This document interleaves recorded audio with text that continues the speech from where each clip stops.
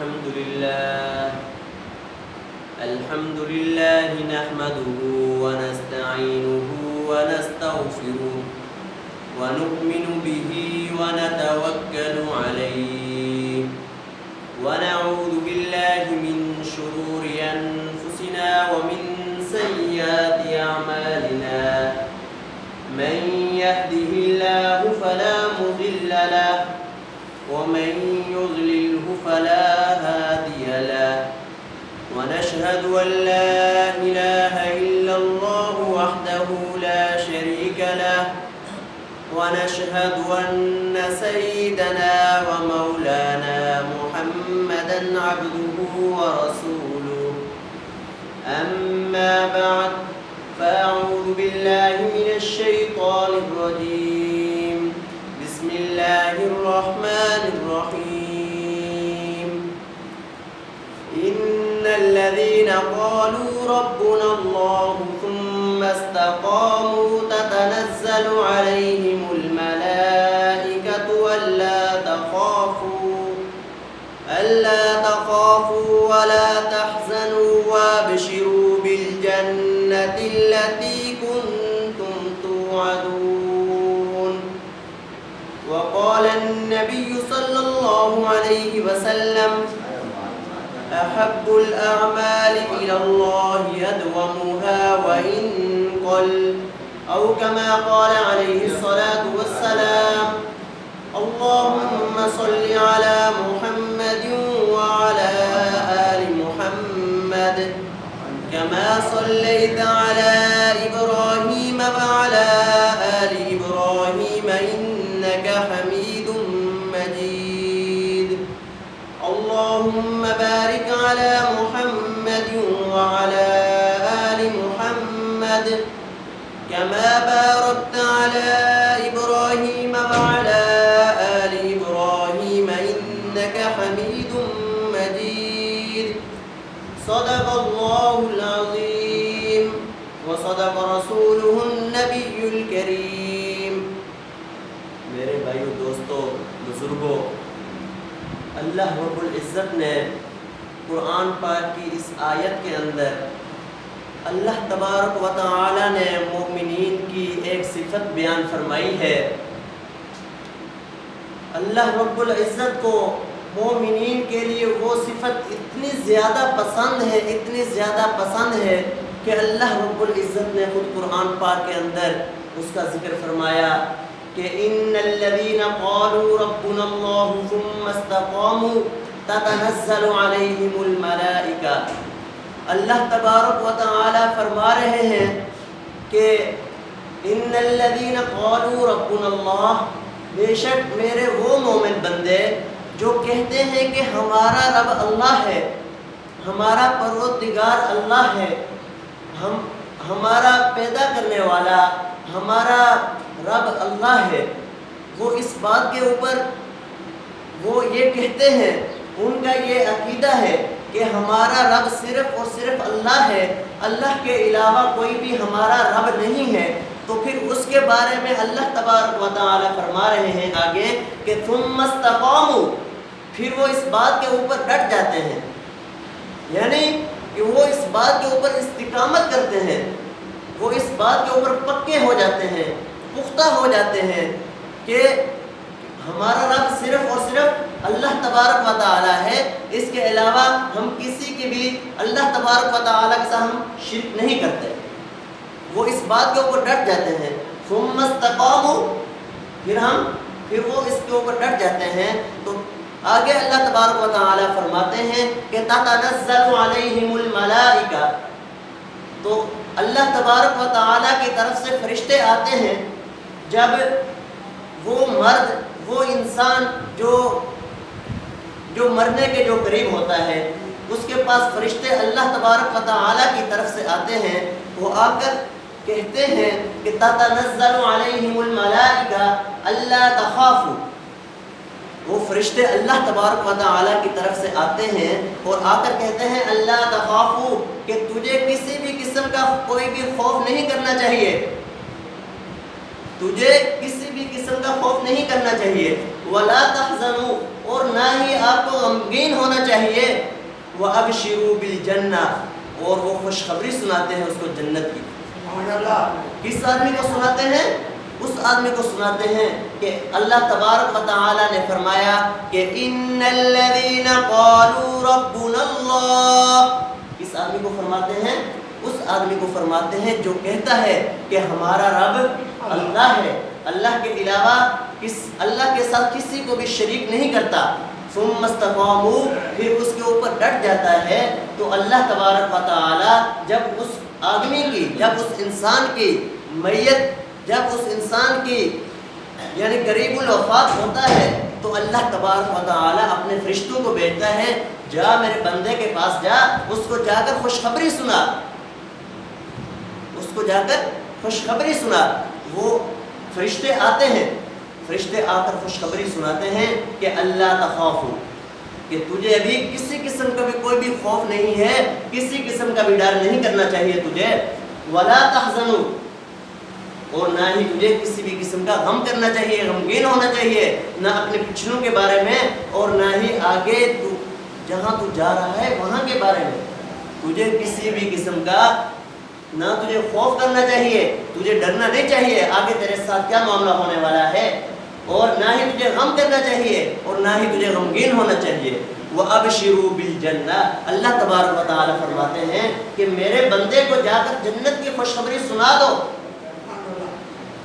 وہ جب فرشتے آتے ہیں، آ کر جنت کی خوشخبری سناتے ہیں، تو وہ انسان کے قریب آ کر وہ سناتے ہیں، فرشتے کہتے ہیں کہ تجھے جنت مبارک ہو، اللہ تبارک و تعالی نے تجھے جنت دی ہے۔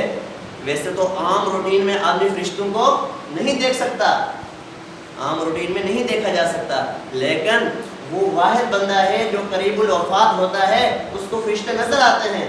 فرشتے جب اس کی کیا کہتے ہیں، جب اس کی نکال رہے ہوتے ہیں، روح نکال رہے ہوتے ہیں، تو اس وقت اس کو نظر آ رہے ہوتے ہیں، فرشتے آ رہے ہیں میرے پاس۔ تو جب فرشتے آتے ہیں تو کیا کہتے ہیں؟ تتنزل علیہم الملائکہ الا تخافوا ولا تحزنوا وابشروا بالجنة التي كنتم توعدون۔ سبحان اللہ۔ فرشتے آتے ہیں اور آ کر کیا کہتے ہیں؟ کہتے ہیں کہ اللہ تخافوا، کہ آپ لوگوں کو، آپ کو کسی بھی قسم کا کوئی بھی خوف نہیں ہے، کسی بھی قسم کا خوف نہیں کرنا چاہیے، ولا تحزنوا، اور نہ ہی آپ کو غمگین ہونا چاہیے۔ جب آدمی چلا جاتا ہے اس دنیا سے تو پیچھے اپنے سب کو چھوڑ کے جاتا ہے، اپنی فیملی کو چھوڑ کے جاتا ہے، اپنے بچوں کو چھوڑ کے جاتا ہے، اپنے ماں باپ کو چھوڑ کے جاتا ہے، اور اس کے ساتھ اپنی بیوی بھی ہوتی ہے، اس کو بھی چھوڑ کے جاتا ہے۔ اللہ تبارک و تعالی فرماتے ہیں ولا تحزنوا، تجھے غمگین ہونے کی ضرورت نہیں ہے، میں ان کے جس طرح میں نے تیرے ساتھ معاملہ کیا ہے، انشاءاللہ اگر وہ بھی اسی طرح اچھے اعمال کریں گے تو ان کے ساتھ میں اچھا معاملہ کروں گا، تجھے غمگین ہونے کی ضرورت نہیں ہے۔ اللہ تبارک و تعالی نے 3 باتیں اس آیت کے اندر ارشاد فرمائی ہیں مومن بندے کو۔ کون سا مومن بندہ؟ جو ان الذین قالوا ربنا اللہ، کون مومن بندہ؟ جو کہتا ہے کہ ہمارا رب صرف اور صرف کون ہے؟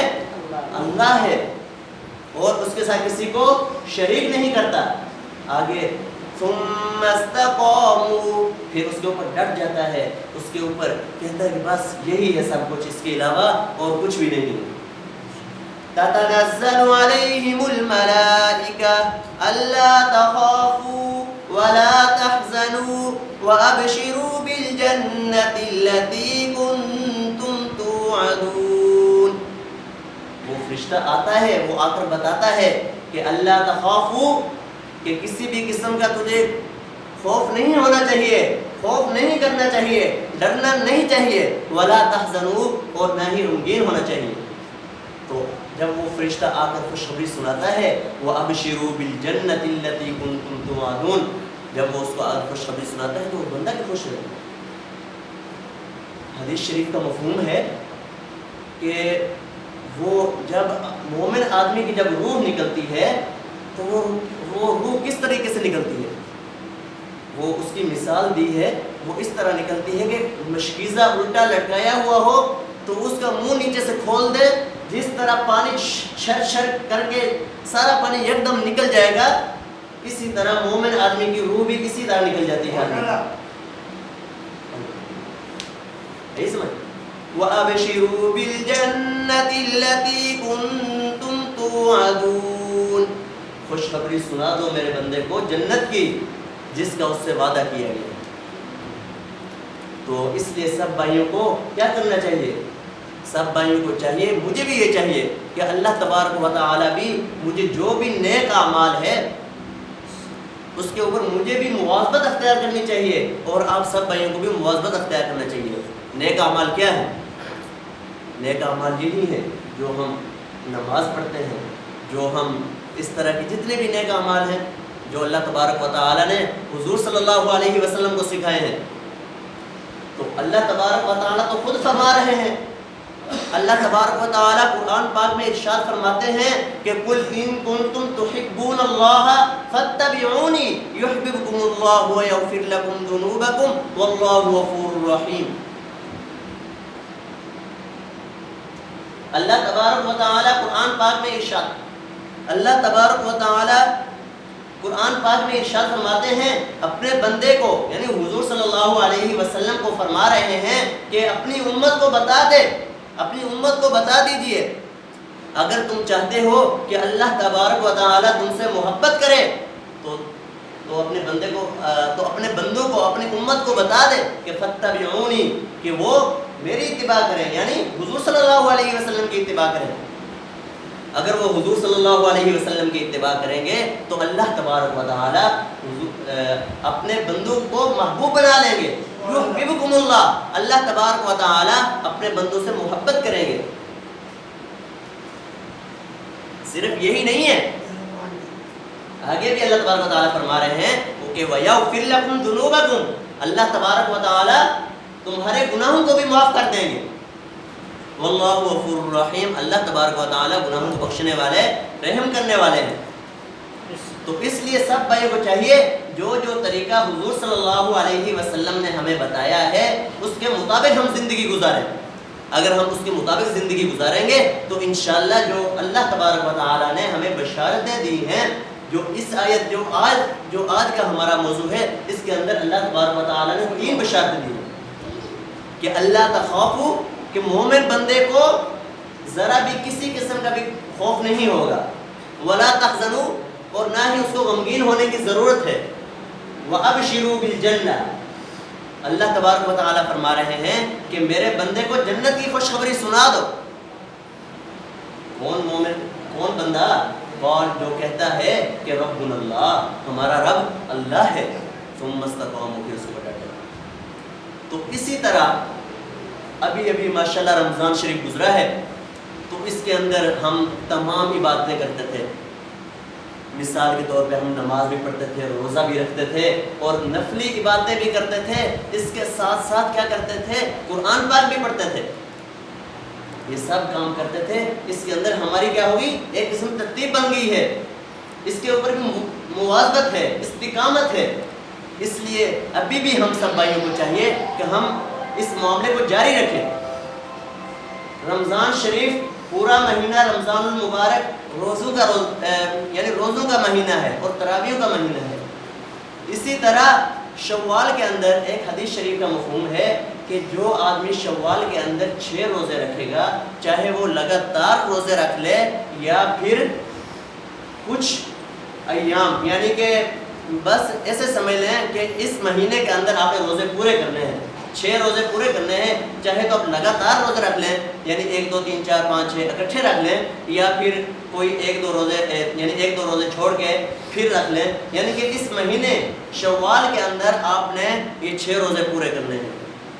ایک دیکھیں اپنی ترتیب تو بنی ہوئی ہے، اپنی ترتیب بنی ہوئی ہے کہ ہم نے رمضان کے اندر ہم نے روزے رکھے ہیں، تو اگر ہم اس کے ساتھ ساتھ شوال کے روزے بھی رکھ لیں گے تو حضور صلی اللہ علیہ وسلم کا فرمان ہے کہ وہ بندہ ایسا ہوگا کانا کصیام الدہر، کیسا ہوگا کہ وہ ایسا ہوگا کہ اس نے پورے سال روزے رکھے ہیں.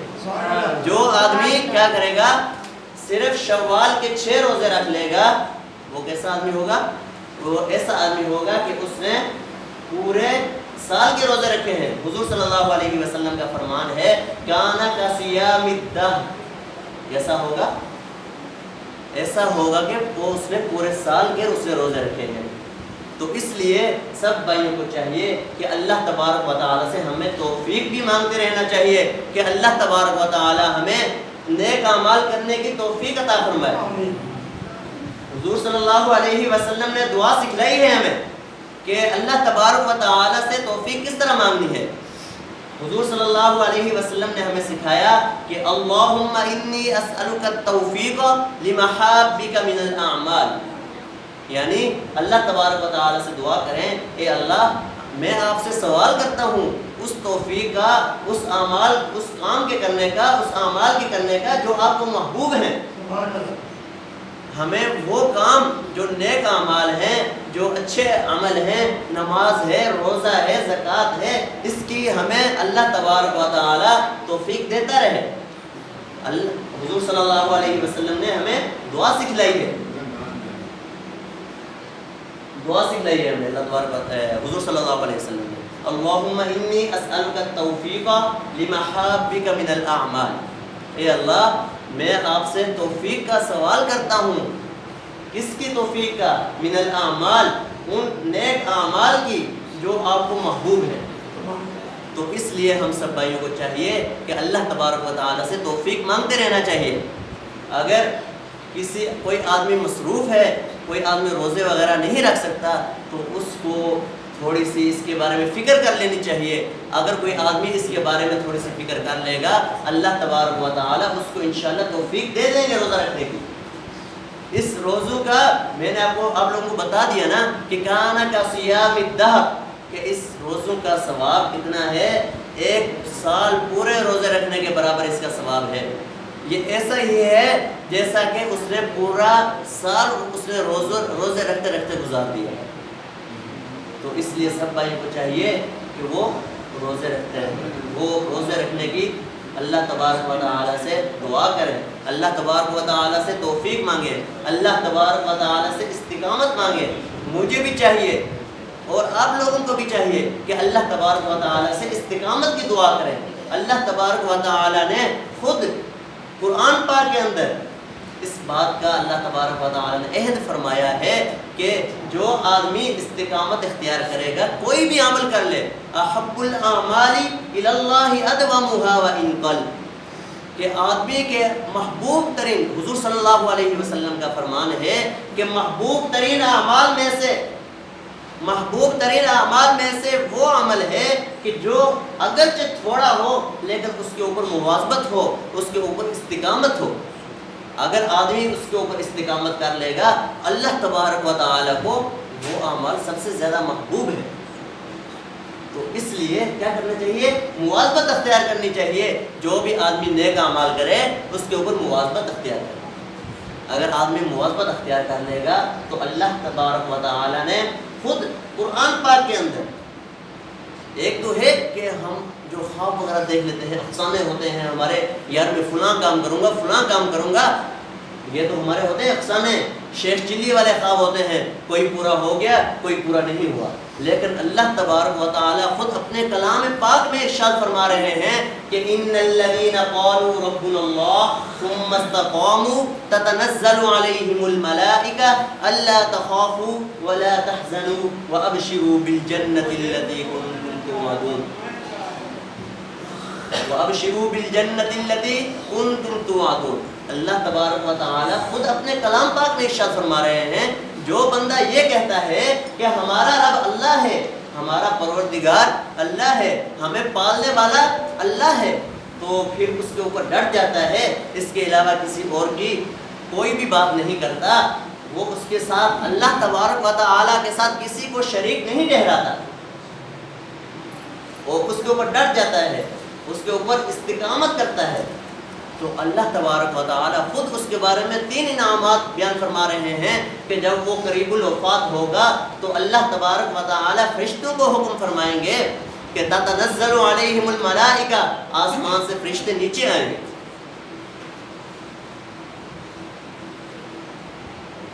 آسمان سے فرشتے نیچے آئیں گے اور آ کر اپنے بندے کو اس کے کان میں آ کر بتائیں گے کہ اللہ تخافو، کہ آپ کو کسی بھی قسم کا کوئی بھی خوف نہیں کرنا چاہیے، کسی سے ڈرنا نہیں چاہیے، ولا تحزنوا، اور نہ ہی غمگین ہونا چاہیے کسی بھی معاملے میں، وابشروا بالجنہ، اللہ تبارک و تعالی فرما رہے ہیں اس میرے بندے کو خوشخبری سنا دو، خوشخبری سنا دو جنت کی، جنت کی۔ وہ جنت کس کے لیے ہوگی؟ مومن بندے کے لیے ہوگی، جو اس کے اوپر مواظبت اختیار کرتا ہے، ڈٹ جاتا ہے،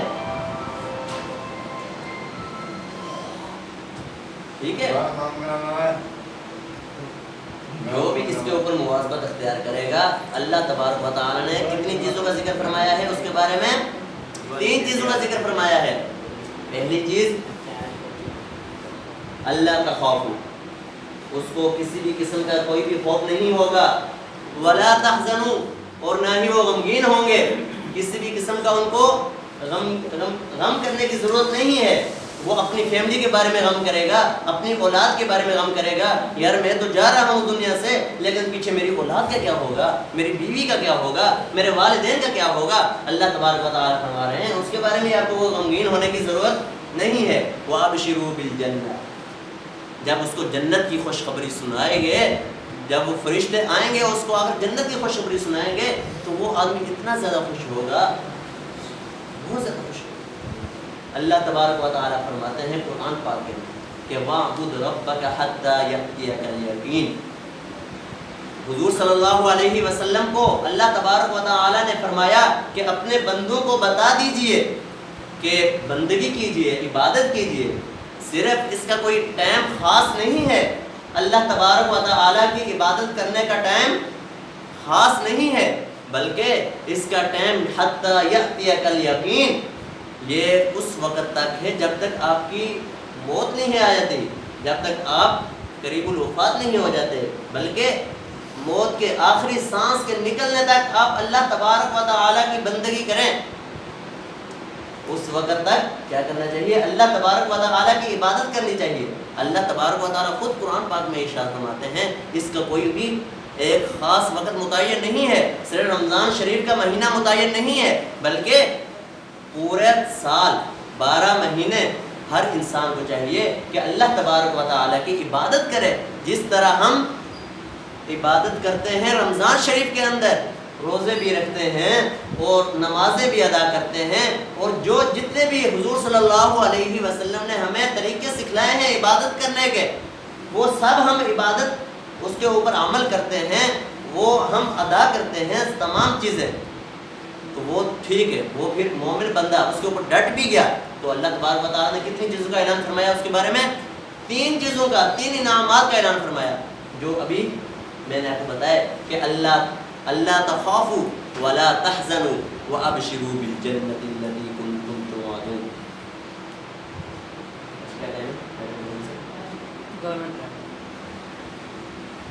اللہ تخافوا ولا تحزنوا وابشروا بالجنة التي كنتم توعدون، کسی بھی قسم کا کوئی بھی خوف نہیں کرنا چاہیے اس کو، ولا تحزنوا، اور نہ ہی غمگین ہونا چاہیے، وابشروا بالجنة التي كنتم توعدون، خوشخبری حضور صلی اللہ تبارک و تعالیٰ فرما رہے ہیں کہ میرے بندے کو جا کر خوشخبری سنا دو جنت کی،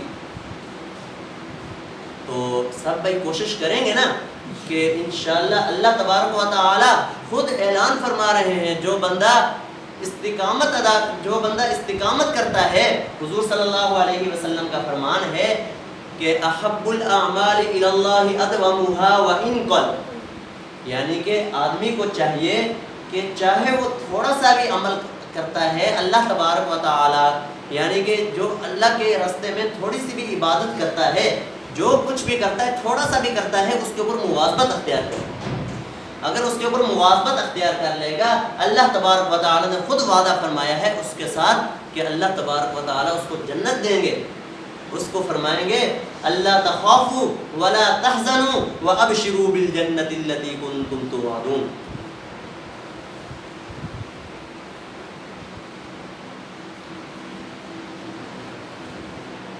سب ایک سمجھ آ گئی؟ اللہ تبارک و تعالیٰ اللہ تبارک و تعالیٰ نے وعدہ فرمایا ہے کہ اللہ تبارک و تعالیٰ جو آدمی استقامت کرے گا، یعنی کہ اس کے اوپر مواظبت اختیار کرے گا، اللہ تبارک و تعالیٰ اس کے ساتھ 3 انعامات کا وعدہ فرماتے ہیں۔ تو سب بھائی کوشش کریں گے انشاءاللہ۔